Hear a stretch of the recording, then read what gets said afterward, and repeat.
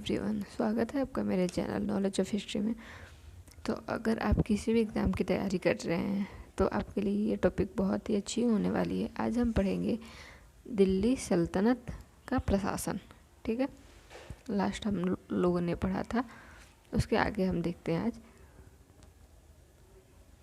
अगर आप चैनल पे नए हैं तो चैनल को सब्सक्राइब कर दें और बेल आइकन को भी दबा लें, जिससे मेरी आने वाली सभी वीडियो आपको सबसे पहले मिले। अगर वीडियो अच्छी लगी हो तो लाइक और शेयर भी कर दें। गुलाम वंश के सुल्तानों ने 1206 से 1290 ईस्वी तक शासन किया था। खिलजी वंश ने 1290 ईस्वी से 1320 ईस्वी तक शासन किया तथा तुगलक वंश के शासकों ने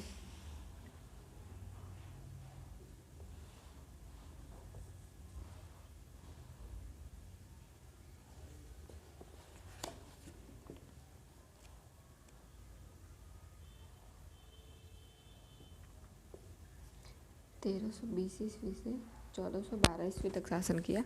सैयद वंश ने 1414 से 1451 ईस्वी तक शासन किया था।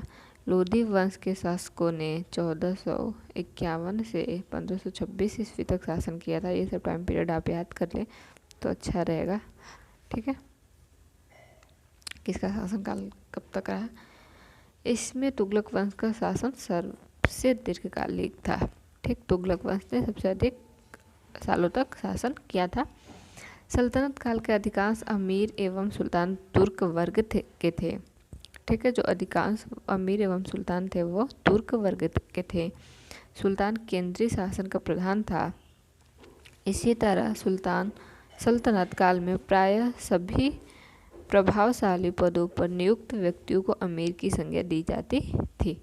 ठीक है, इन अमीरों का प्रभाव उस समय अधिक होता था जब सुल्तान अयोग्य और निर्बल तथा अल्पवयस्क होता था। ठीक है, इन अमीरों का प्रभाव उस समय अधिक होता था, जैसे अगर राजा मारा गया है तो अल्पवयस्क मतलब कम उम्र में उसका जो उत्तराधिकारी होता था, बेटा को बना दिया जाता था। ठीक, कम उम्र में।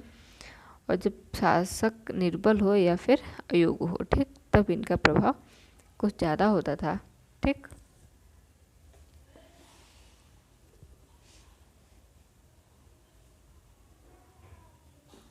देखो प्रशासनिक विभाग एवं इसके प्रारंभ करने वाले शासक निम्न है। ठीक, दीवान ए मुस्तक राजस्व विभाग के थे ये। ठीक है, ये कौन थे? अलाउद्दीन खिलजी। ठीक, दीवान ए मुस्तक राजस्व विभाग के थे, अलाउद्दीन खिलजी थे इनके। दीवान ए रियासत बाजार नियंत्रण विभाग था, जो किसके अंडर में था? अलाउद्दीन खिलजी के अंडर में था। दीवान ए अमीर को ही कृषि विभाग से संबंधित था। ये इसका था मोहम्मद बिन तुगलक। ठीक, दीवान ए खैरात दान विभाग जो किया था फिरोज तुगलक ने। ठीक, ये भी तुगलक वंश का शासक था। दीवान ए बंदगान ये फिरोज तुगलक किया था। ठीक, विभाग एवं उनकी कार्यविधियां निम्न है। दीवान अर्ज सेना विभाग से संबंधित। दीवाने रिसालत धार्मिक मुद्दों से संबंधित। ठीक, एवं विदेशी मामलों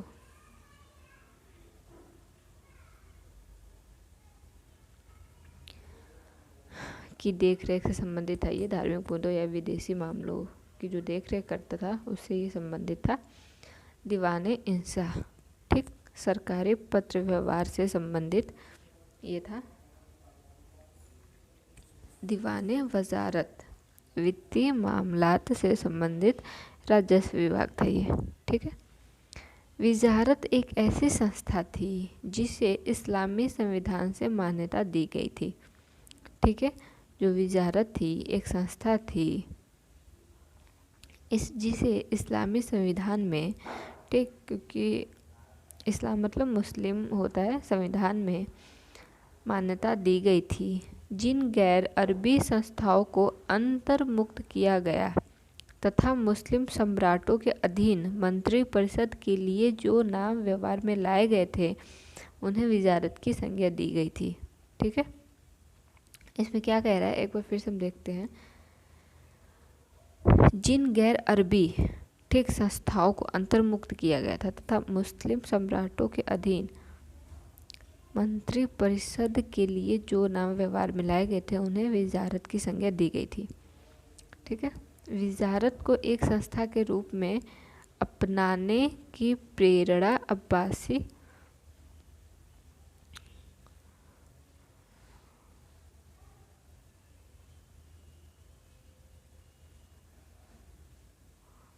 ठीक है, विजारत को एक संस्था के रूप में अपनाने की प्रेरणा अब्बासी खलीफाओं ने फारस से ली थी। महमूद गजनवी के राज्यकाल में अब्बास फजल बिन अहमद प्रथम वजीर हुए जो शासन व्यवस्था चलाने में निपुण थे।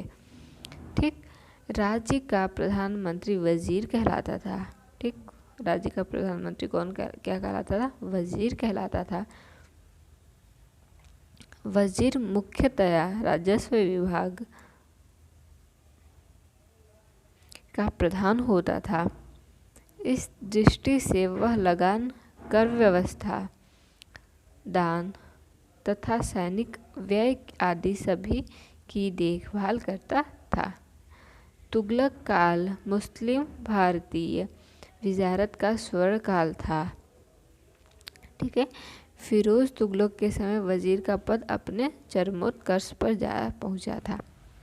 ठीक, जो वजारत का काम था वो क्या था? वजीर के हाथ में था ना, वजीर मुख्यतः इसका प्रधान होता था।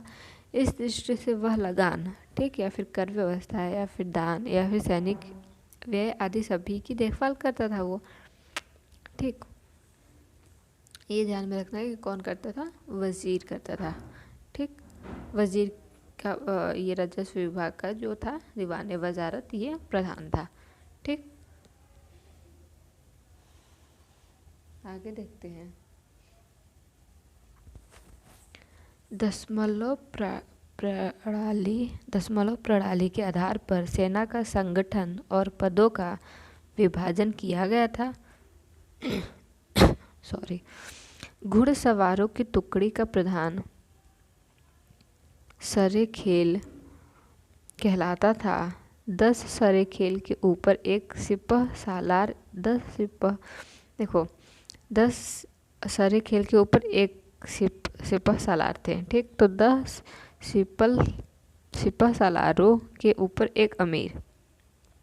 ठीक, और 10 अमीरों के ऊपर एक मलिक और 10 मलिकों के ऊपर एक खान होता था। बाप रे। ठीक, फिर सुल्तान सेना का मुख्य सेनापति होता था। फिरोज तुगलक ने कुरान के नियमों को दृष्टि में रख कर निर्धारण किया। उसने कुरान में अनुमोदित 4 कर लगाने की अनुमति दी। ठीक है, खराज, जजिया, खुम्स एवं ज़कात। ठीक है, खुम्स लूट का धन था। ठीक, जो युद्ध में शत्रु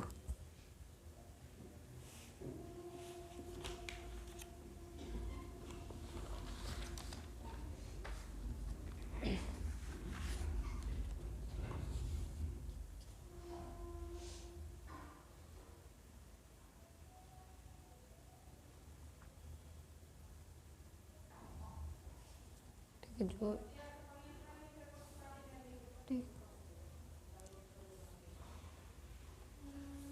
सैनिक जो थे कि जनता से लूट प्राप्त होता था। जैसे क्या पीछे हम लोगों ने लिखा कि जो युद्ध में शत्रु राज्य की जनता से लूट में प्राप्त होता था, इस लूट का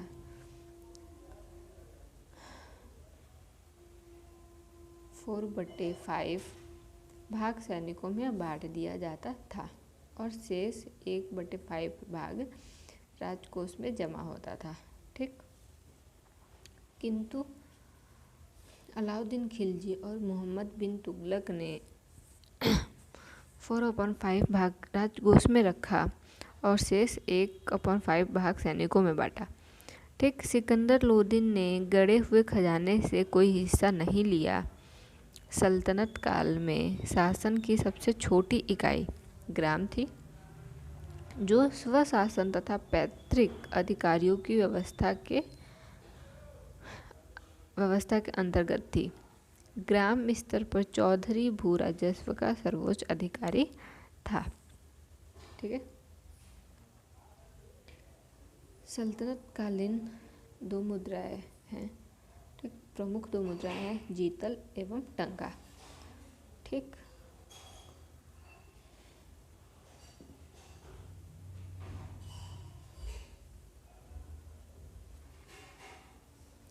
इल्तुतमिश पहला तुर्क शासक था जिसने शुद्ध अरबी सिक्के चलाए। ठीक है, ये पहला तुर्क अरबी शासक था जिसने अरबी सिक्के चलाए। उसी ने दो प्रमुख सिक्के अर्थात चांदी का टका और तांबे का जीतल प्रचलित किया। टंका एवं जीतल का अनुपात 1:48 का था। ठीक है, अनुपात कितना था? 1:48 का था। अलाउद्दीन मसूद शाह 1242 ईस्वी से 46 ईस्वी के सिक्के पर सर्वप्रथम बगदाद के अंतिम खलीफा का नाम अंकित हुआ था। ठीक है, बगदाद के अंतिम खलीफा अल मुस्तसीम थे। कौन थे बगदाद के अंतिम खलीफा? अल मुस्तसीम थे। यह 1242 ईस्वी से 58 ईस्वी तक खलीफा रहे। 1242 से 58 तक खलीफा थे। ठीक है,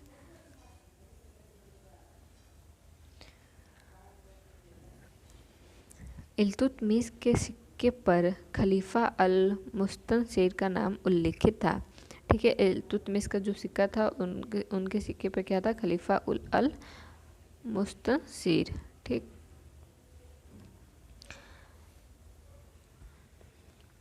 जो 1226 से 42 ईस्वी तक खलीफा रहे थे।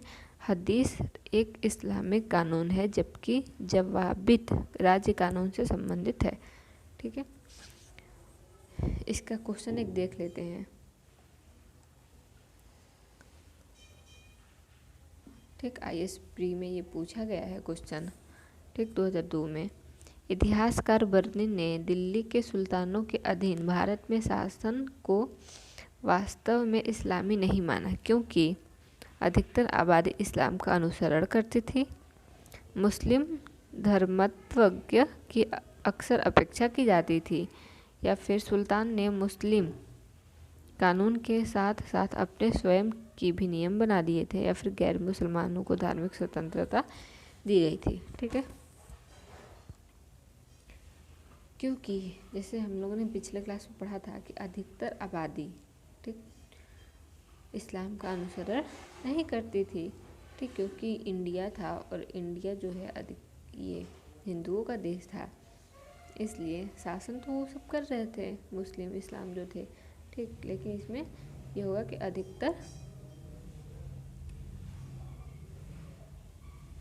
अधिकतर आबादी इस्लाम का अनुसरण नहीं करती थी। ठीक है, दूसरा क्वेश्चन क्या है? सल्तनत काल के अधिकांश अमीर एवं सुल्तान किस वर्ग के थे? ठीक, तुर्क थे, मंगोल थे, तातार थे, या फिर अरब? कौन थे दिल्ली सल्तनत के? तुर्क। ठीक, सल्तनत काल के अधिकांश अमीर एवं सुल्तान तुर्क वर्ग के थे। अभी हम लोग ने आज भी पढ़ा और पिछले क्लास में भी पढ़ा था। ठीक, सुल्तान केंद्रीय शासन का प्रधान था।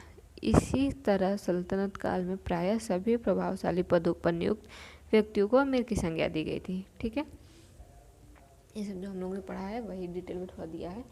ठीक, तो आई होप आप लोग को वीडियो अच्छी लगी हो। ठीक, अगर अच्छी लगी हो तो प्लीज़ लाइक और शेयर करते हैं। ठीक, ऐसे ही अच्छी अच्छी वीडियो आपके लिए आती रहेंगी। ठीक, तो थैंक यू सो मच।